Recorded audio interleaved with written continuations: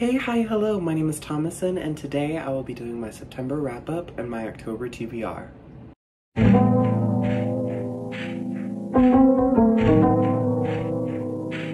I have missed you guys so much, and I know it's been like a hot minute since I made my last video, and I do apologize. There have been a lot of shifts and changes in energies in my life. I got a new job finally. I'm getting ready to transfer to my university of choice. Got classes going on, and there's just been so much stuff happening. But I am now back, and I am still making YouTube videos for you guys, so thank you guys so much for your patience. And today I will be doing my September wrap-up October TBR video. I'm very excited to go over this with you guys because this is going to be probably the most challenging reading month of the whole year. This whole year, by the way, has just been an integral year to my reading. I feel like I've leveled up in my reading comprehension skills and just reading at faster paces than usual. This month I have a lot of books that I want to read. I am excited to go over it with you guys. Without further ado, let's go ahead and get right into this video. September was a very challenging month as well for a different reason. Again, I had a lot of changes happening in my life. I wanted to read so many books within a certain time frame, but I wasn't able to, and that's okay. I mean, I could still meet those goals this year, but I am just going to go over what 3 books I read in September. So the first book I fully read and finished in September is The Faithless by C.L. Clarke. Really enjoyed this book. I gave it a 5 stars. I really loved how in The Unbroken, Terrain and Luca are both like the central characters, but there was more of a focus on Terrain, and I love how in this one it parallels that narrative structure in the sense that Luca is mainly the main focus here. I think this was a really good sequel. I enjoyed the characters. I'm very interested to learn more about the magic system because I do think we did learn a lot of information in this one. I do think that this one, even though I read The Unbroken faster, I do think that this one reads a lot better. I still very much enjoyed The Unbroken, and I love this author and this series, Magic of the Lost, and I am so excited for The Sovereign to come out. Where things left off made it out to be such a cliffhanger. I'm so invested, and I want to see like the full answers to the magic system. Seeing Luca take down her uncle and Terrain, and like how Terrain fit into the Balladeran court politics was very interesting, and I was also glad to see Pruitt's point of view and just see what was going on in Quizale while all these things were happening. Loved Gadine and Arnon in this book, and I loved Luca and Terrain. I really enjoyed this book, and I'm excited to see how this trilogy wraps up. The next book I read in the month of September was one I was very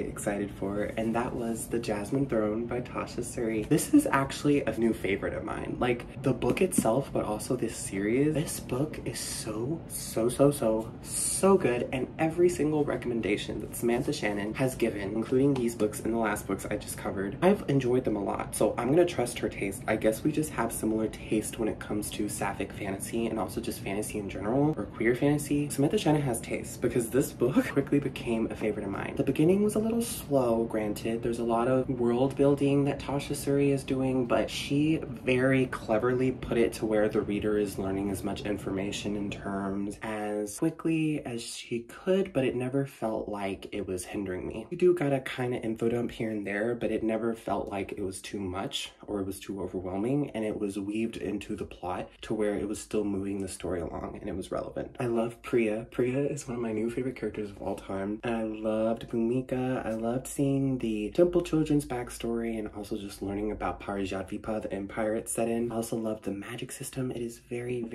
interesting, and I also loved Malini and seeing Malini come into her own and kind of seeing how that may pay off in the Oleander Sword. I loved their romance. They had a lot of chemistry together. The ending of the book was really good, and it made me want to jump right into the second one. I have a full review of this book on my Goodreads. Please be sure to follow my Goodreads in the link in my description or in my link tree if you guys haven't already. I really loved it. It's 5 stars. It's now like one of my all-time favorites. The last book I finished in the month of September, The Collected Oscar Wilde. This book was so much to take in, as you can see in all these tabs. This has cemented Oscar Wilde as one of my favorite classic authors of all time, if not my favorite classic author of all time. I loved his short stories, his aphorisms, his journalism, his lectures, his essays. He just had such a unique, intriguing mindset and a view in art and in the world around him at the time. This is a book that I will have to revisit in the future. Granted, a lot of his writing was like a lot to take in at a time, which is why it took took me nearly 2 months to read this book. I'm glad that I read it the way I did, because if I had forced myself to read it too fast, or if I exhausted my mind, I don't know if I would have been able to retain all the information and have a overall firm grasp on the concepts he explored in this book. But man, this man, if there was anyone dead or alive that I would like have a dinner with or something, like it would be him, because he is just so fascinating. He's just such an intriguing historical figure, and he definitely is one of the greatest recent artists and writers of all time. I definitely want to dive more, not into just his canon of work, but also just into who he was as a person, because he seemed like a very intriguing historical figure and also just very fascinating as a person. I gave this 5 stars. I'm looking forward to maybe re-exploring this book in the future and also just seeing more of his work, because I do need to read The Picture of Dorian Gray. And those were all the books I read in September. If you guys hear the fan on, I'm sorry. It's just, it is too hot in my room right now because I just took a hot shower, and it's also Texas, and even though we are now in the midst of fall, we still have a lot of heat. September was a very challenging month. I know that I only read 3 books, but again, with all the changes that were happening, all the things I had to do, and just the challenge of even the Oscar Wilde book alone, I feel was really challenging for me, because I wanted to be able to retain as much of that information as I could. I'm proud of that month. Here's on to this already amazing month of reading in October. So the first book I wanted to read in October, I already finished. I know, that's never happened before. And that book is called Agnes Grey by Anne Bronte. I really enjoyed this book. It's about a governess named Agnes Grey and her story, and how like she is close to her family and how she wants to help them basically make money because they're struggling with finances. Just talks about Agnes's journey as a woman in the English society in like the 1800s, 1700s, I don't know when this was set, but I'm assuming it was the 19th century. It was very interesting, and apparently this book also gave an insight into Anne Bronte's journey as a governess, because in the back of the book it does say that it's a deeply personal novel and it's written from her own experience. I definitely enjoyed it. I gave it 4 stars only because even though I enjoyed Anne Bronte's prose and I really love it more than some other classic works I've read, there was something missing to me personally, but I really did enjoy it. Like, this is a really good book, and it was very quick. It looks small, and it is small, but the wording and the way the book was formatted, it was a lot to take in at a time, so I definitely like spread out my reading through 3 days. But I finished this book, and it was a really good book. There was an unexpected romance, and I was rooting for it so much, and I was so invested and attached to Agnes Grey's character, which arguably by extension is Anne Bronte herself. She was such an admirable woman. I can't wait to read more of her works in the future, and the rest of the Bronte sisters, because they're just icons in the genre of English literature. They're iconic, and their works will be timeless forever. So 4-star read, I really enjoyed it. The next book I planned on reading in October, I also finished. I planned on reading this book in September, and I could have if I'd pushed myself, but I just didn't want to burn my mind out. I'm glad I did it the way I did, but I also finished it the same day I finished Agnes Grey, and that book was The Oleander Sword by Tasha Suri. Guys, this book, oh my god, like, I have so many words and like things I want to say that are like circling in my mind right now. This book damn near destroyed me. Like, it literally was so devastating. And it continues the story established in the Jasmine Throne very well. I loved the pacing. Priya and Malini are precious, and I love them so much. I also love Bhumika so much. I just loved seeing Malini's rise to becoming Empress of Parijakvipa, and also how she would overtake Chandra. I loved seeing a bit more of the magic and lore in this world, and also just how they're getting close to their goals. But the ending, it pulled an Empire Strikes Back. It pulled a Stranger Things 4, where like everything is going fine for the most part, and like the characters like are so close to what they need to do. Something comes up to where like they can't do what they want to do without someone getting hurt or endangered in the process. And I was crying at 2 separate scenes. Like, I was just, I could sense the damage that was heading my way, the trauma that was about to dump itself on me, and I was not prepared. I was not prepared. Anyway, this was definitely a 5-star read, and I am so excited to see how the Burning Kingdoms trilogy will conclude now next year. I'm so excited. I feel like this story will have a happy ending, but it's really hard to see that right now. It's not entirely without hope in this ending. I could ramble about this book for hours. I give it a 5 stars. I really enjoyed it. It was an amazing sequel, and I cannot wait to see how this trilogy wraps up next year. So the next 2 books I will show you are the ones I'm currently reading, and then after that I will show you all the rest of the books that I plan on to try to finish this month. So the first book I started after finishing the last 2 that I told you guys about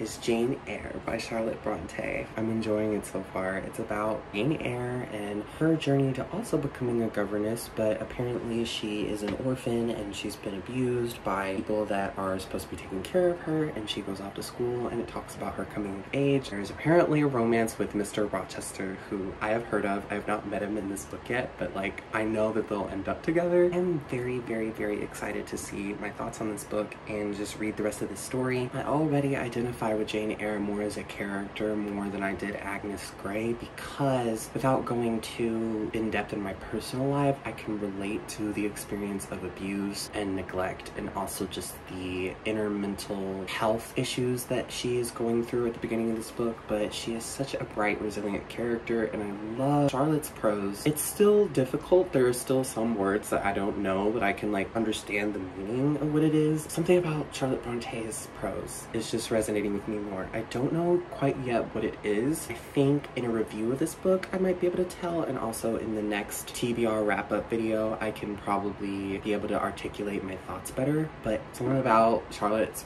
writing just slaps. It hits different. But I'm so excited to read this book. I'm already almost like 100 pages through it, so I'm really enthusiastic to see where I go with this book, and I am really enjoying what I'm reading so far. The next book that I am reading is a book that is very special to me because there will be an upcoming vlog. I recently met the author on this tour stop that was near me, and I have all of her books signed now, and I'm so excited to read this book. And that book is Foul Heart Huntsman by Chloe Gong. It feels so surreal to have it in my hands and be talking to you guys about it, because earlier this year in my favorite series of all time tier ranking video, I talked about the Secret Shanghai Universe, and I wanted to rate this one, but it wasn't out yet. Like, I don't know like where it's gonna be, if it's gonna be an elite book, if it's gonna be a god tier book. It continues the story established in Validity Fortune, and I read all the other books. Like, I read These Violent Delights, Our Violent Ends, Validity Fortune, and Last Violent Call early this year, back to back, and the end is here, and I'm so excited, and it is so beautiful and so big. I'll show you guys Chloe's signature in this book and the other books I got signed in a post on my Instagram that I'll be putting out probably next week. But I really am so excited to see how Rosalind and Orion's journey ends in this book. By the way, I realized that I have been pronouncing Orion's name incorrectly the whole time, and like, it's okay, but at the same time it's not. Like, I was so embarrassed. I've been saying Orion.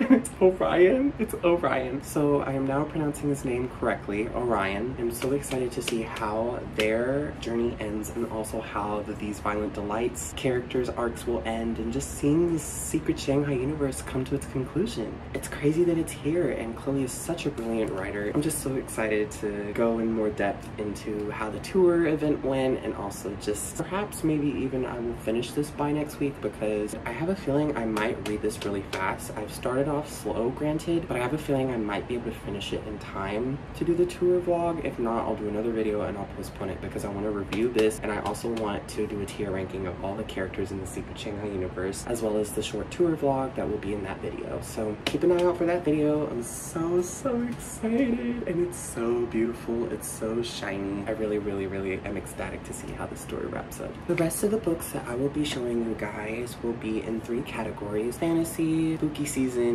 and classics. The next book I plan to read after I finish Foul Heart Huntsman is none other than Immortal Longings by Chloe Gong. I think it is very fitting for me to read this book after I finish the Secret Shanghai Universe, because the Secret Shanghai Universe is young adult, and this series, the Flesh and False Gods trilogy, is adult fantasy. It is so fascinating. It's like fantasy Hunger Games with like a retelling of Antony and Cleopatra by Shakespeare. I'm just already sold gold. The cover is gorgeous. This one is also signed, and I am just so excited to read this. It's a pretty good size. It's like over 300 pages, and I'm just excited to read this, to go on this journey of this trilogy and see where these characters and its story takes me, because I feel like Chloe Gong can do no wrong, and she's an autobi author, and I'm so excited to see how her writing differs from young adult to adult. But I'm so excited to read this. Looking forward to reviewing it on this channel. I told you guys earlier this year that I would be planning on starting a series where I would read 2 editions of the same book, where one edition is the original first published edition, and then the second edition would be like a revised edition or like an uncensored edition. This will be the first one, and I feel like it is fitting. And these books are The Bone Season and The Bone Season 10th Anniversary Edition by Samantha Shannon. I am so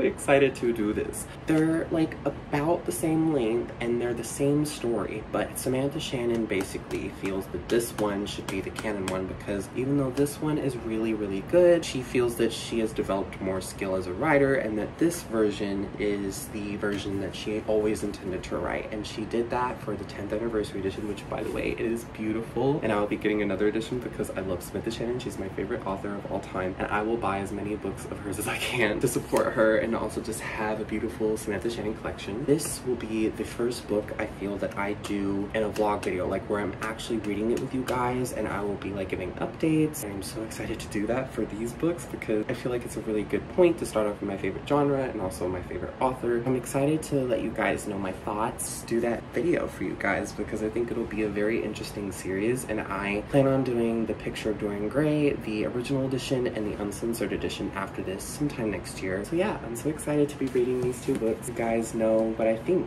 Ooh, they kind of match my shirt in a way. But I'm so excited to read these books and let you guys know what I think. The last fantasy book I'm going to read for this month is a book that is not out yet. I've already technically pre-ordered it because I will be meeting the author again at a signing, and that book is called Swordcatcher by Cassandra Clare. It is the first in a new fantasy series. She is also one of my favorite fantasy authors of all time. She's the author of the Shadowhunter Chronicles and now the Swordcatcher series. I'm really invested in like seeing where it goes because, first of all, I love Cassandra Clare's writing style and also just the way she makes characters and she makes compelling stories. But I'm very interested in seeing how this series will be because it is also her first adult series. I don't know, I'm just so excited. Like, I've heard about this for a while. She's talked about it for years, and now it's finally about to be here. I am just so excited. Like, I will read anything that woman writes. Like, I'm so excited. I pre-ordered the Books A Million edition because that'll be where she'll be visiting for the tour in Texas here where I am. I'll also probably be making a vlog about that. I don't know, we'll see. We'll see how that pans out. I can't wait to read Swordcatcher. Like, I am so excited to have it in my hands and to read it. I'll probably read it after the Bone Season because I'm on a fantasy rampage right now. Like, I am living my best life and I love fantasy. So excited to read Swordcatcher and let you guys know what I think. So the second category is spooky season. Really have always been wanting to do a spooky season challenge where I read creepy Halloween fall books, and I unfortunately won't be able to do that this year because with all of the other books I'm currently reading, there's no guarantee that I would be able to do at least the 5-book challenge is how I envision it, where I read 5 books. So I've settled to do a mini spooky season challenge where I read 3 books, and I think I can do these 3 books because they're pretty fast and quick, they're not too long, and they're also just things I really love. So the first one I plan on reading is Coraline. I love this movie. I saw it when I was a kid and I saw it again when I was an adult, and it is undoubtedly a horror novel / story, and I'm just so interested to see like how the story holds up in the novel format. Pretty small read. It's a children's book, even though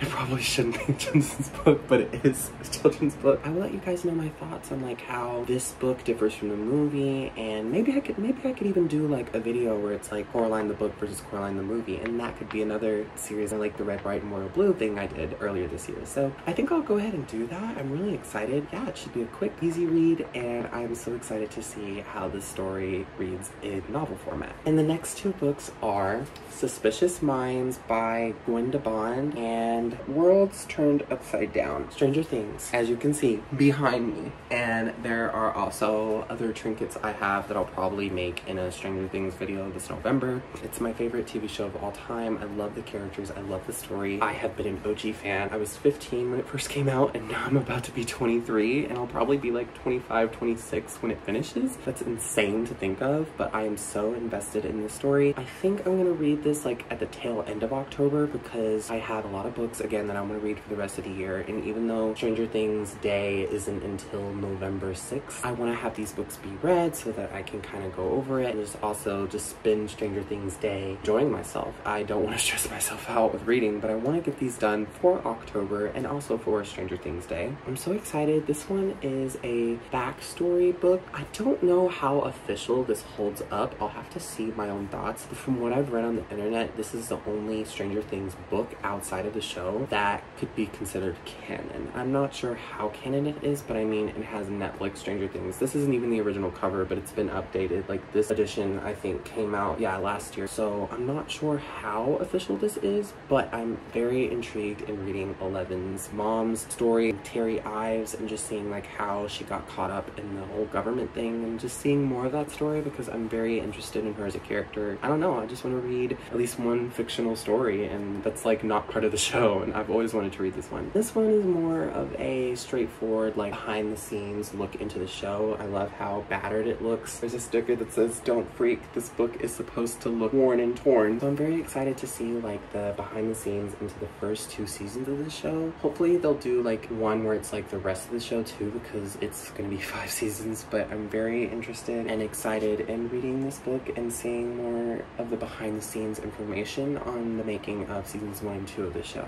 And I'm so excited to read these books. I'm so excited. I'm so excited. I've been wanting to read it this whole year. I will also be dressing up as 11 this year, and I'll be able to be at work. My new job is a place where I can apparently be in costume on Halloween, so, and maybe I'll have an update by then. I think I'll have read these books by then because I am just so interested in seeing how they pan out and compare to the show. And finally, the last category that I'm planning to read of this month in October are the Bronte books. So I've already read Agnes Grey, and I'm reading Jane Eyre right now. I know I initially said that I'm going to read Agnes Grey, Jane Eyre, Shirley by Charlotte Bronte, and then Wuthering Heights. I have decided to only read one book by each sister because, again, I have too many books I want to read. I don't want to burn myself out or push myself and then be disappointed because I couldn't read it. I will be reading more of the Bronte sisters books in the future. Probably I'll try to shoot for next year to read a little more. Can't guarantee that I'll read all their books, but I do want to like read more of each sister's works. I am going to definitely be reading this month Wuthering Heights by Emily Bronte, and I will also be reading, even though this isn't really a classic, but I guess I categorize it with these books because it is about the Bronte sisters. Bronte's Mistress. Talked about these books multiple times. They've popped up in multiple videos, and each time I've said I wanted to read them, I haven't read them. But guys, this is the month, okay? This is the month. I have literally calculated how many pages I need to read each day to read all these books, and I will do it. I am doing it. I will do it.